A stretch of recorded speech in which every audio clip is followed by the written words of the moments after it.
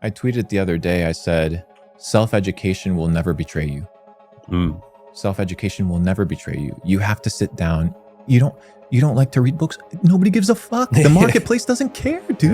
Yeah. You're not going to learn everything on YouTube. Like, that's what people don't seem to understand. You're not going to learn everything on YouTube. Sometimes you have to crack open the book. Sometimes you have to study. Yeah. But people think that studying is what you used to do in school. No, go study a topic that interests you.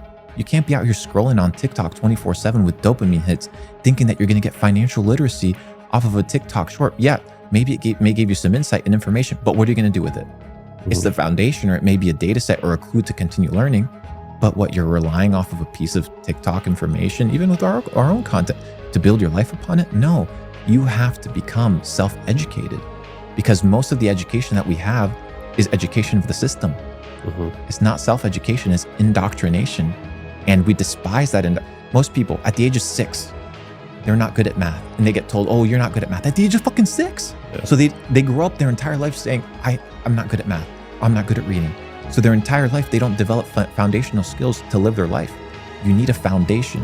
Unless you have a foundation, you cannot build anything sustainable on top of it.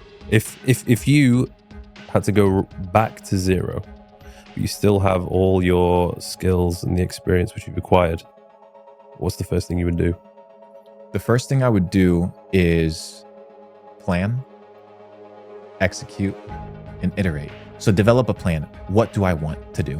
What are the skill sets that I have? Because if I have nothing, doesn't mean you don't have anything. It means you have yourself, right? So what are the assets that I have? I may not have assets in like hard assets like cash or connections, but what assets do I have? What am I good at, right? And you need to start at that basis point. That's the first thing I would do. The second thing is connections and relationships.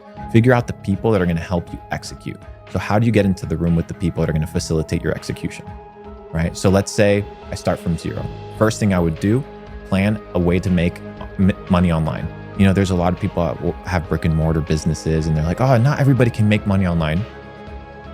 Okay, perfect. Then you won't make money online. But my first thing would be plan. Plan what? Plan my ability to make $5,000 or $10,000 a month. How am I going to do that? Most likely online. Why?